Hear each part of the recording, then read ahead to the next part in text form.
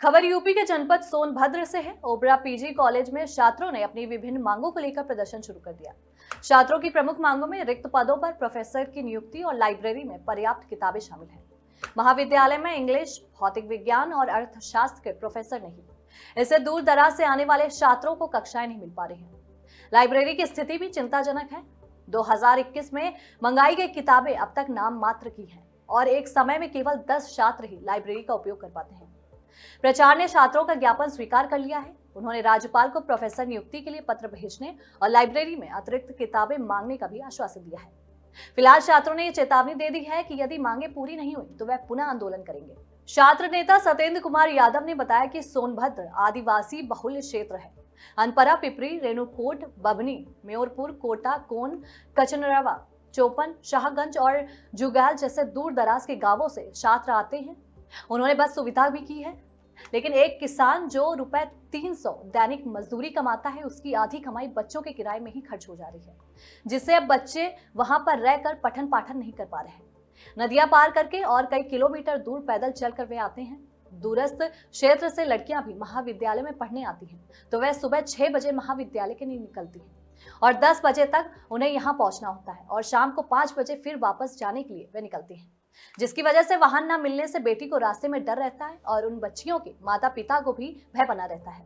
मामले से पहले भी कई बार अवगत कराया जा चुका है, लेकिन कोई कार्रवाई नहीं हुई।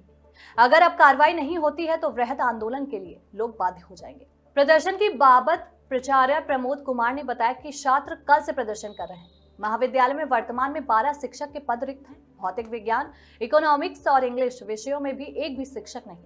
पहले इन विषयों में शिक्षक थे, लेकिन ट्रांसफर के बाद पद खाली हो गए हैं। प्राचार्य ने कहा कि इस समस्या से पहले शासन को अवगत करा दिया गया है।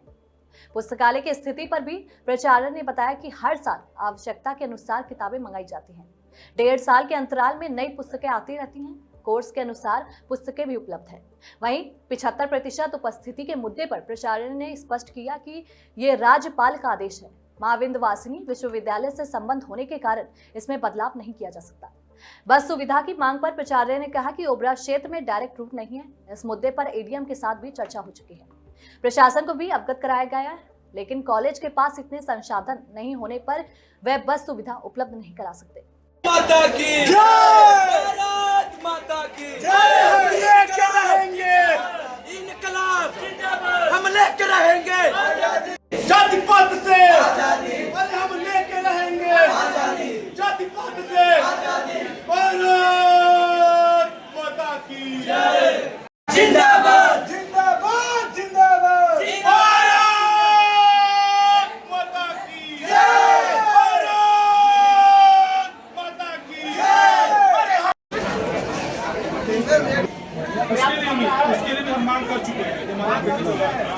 आप 75% उपस्थिति करा। सबसे पहले आपका परिचय जानना चाहेंगे। मेरा नाम सत्येंद्र कुमार यादव है। मैं छात्र संघ अध्यक्ष प्रत्याशी हूं। आप लोग ओबरा पीजी कॉलेज में धरने बैठे थे, क्या मामले को लेकर बैठे थे और क्या मांग थी आप लोग की? हमारा सबसे पहला मांग है कि इस महाविद्यालय में प्रोफेसर नियुक्त कराया जाए, क्योंकि ना तो इंग्लिश के हैं, ना तो भौतिक विज्ञान के हैं और ना तो अर्थशास्त्र के हैं, जो कि बच्चे दूर दराज से आते हैं क्लास करने के लिए और क्लास नहीं ले पाते हैं, जिससे इन्हें बच्चों के भविष्य के साथ खिलवाड़ किया जा रहा है।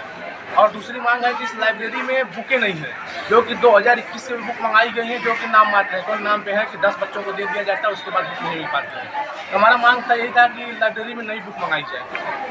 आप लोग अभी प्रोफेसर साहब को ज्ञापन दिए हैं प्रचार को, और आप लोग का धरना भी खत्म हुआ, क्या आश्वासन आपको मिली थी? उन्होंने आश्वासन दिया है कि इस पर हम जो है राज्यपाल को ज्ञापन भेजेंगे और बहुत जल्द ही लाइब्रेरी में बुकें मंगाएंगे। इसलिए आश्वासन से हटे हैं। अभी ये हमारे 24 घंटे का आह्वान था।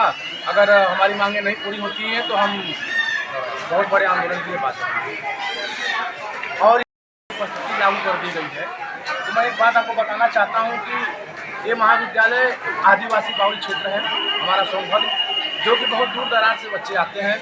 उनके लिए बस की सुविधा उपलब्ध कराई जाए तो बच्चों को बहुत आराम रहेगा, क्योंकि यहाँ पे इतनी गरीबी है कि एक मजदूर, एक पिता जो है 300 रुपये महीने में कमाता है और उसके घर में 3 बच्चे हैं। अगर वो अनपढ़ा से अपने बच्चों को शिक्षा लेने के लिए यहाँ भेजेगा तो उसका 300 रुपये चले जाएगा, तो उसके घर में चूल्हा जलाने के लिए भी पैसा नहीं बचेगा। मैं आपको बता देना चाहता हूँ कि सोनभद्र में अनपढ़ा हो गया, पिपरी हो गया, रेणुकूट हो गया, बभनी हो गया, मेवतपुर हो गया, लीलासी हो गया, दुद्दी हो गया, कोटा कोन कचरवा, सरखंड, डाला, चौपन, रावटगंज, शाहगंज, घोरावल, नौगढ़, जुगैल, परसोई, भरहरी, ये सब ऐसे क्षेत्र हैं जहाँ से कि बच्चे आते हैं। और हमारे सोनभद्र में कुछ ऐसे गांव हैं जहाँ पे अभी तक बिजली नहीं पहुँची है। ऐसा भी कुछ गांव है जहाँ पे आज तक नेटवर्क नहीं है, कि वहाँ पे बच्चे पठन पाठन नहीं कर सकते हैं। आज तक वहाँ पे वाहन नहीं चलती हैं। बच्चे बहुत नदियाँ पार करके आते हैं, कोई नाव से पार करके आता है, कोई जो है कई किलोमीटर दूर पैदल चल के आता है तो उसको वाहन मिलता है। अगर आप सोचिए, मैं आप सरकार को भी अवगत कराना चाहता हूँ कि अगर आप अपने मानसिकता से सोचिए कि अगर एक बच्चा उतने दूर से आएगा, एक बाप अपने बेटी को अगर सुबह 6 बजे छोड़ेगा तब जाएगा, कहीं 10 बजे महाविद्यालय पहुंचेगी। अगर महाविद्यालय से वो 5 बजे जाएगी तो रात के समय में जहां वाहन नहीं मिलेगा, उस बेटी को भी रास्ते में चलने से डर और भय लगेगा और बाप भी हमेशा डर से बना रहेगा। अगर आपकी मांग नहीं पूरी की गई तो अगला कदम आपका क्या होगा? हमारी मांग अगर नहीं पूरी होगी तो हम एक बहुत बड़े आंदोलन के लिए बात दूंगा। मैंने पूर्व से भी इनको अवगत कराया है, लेकिन अभी तक कोई कार्रवाई नहीं की गई है और मैं इसके लिए बहुत बड़ा आंदोलन करूंगा।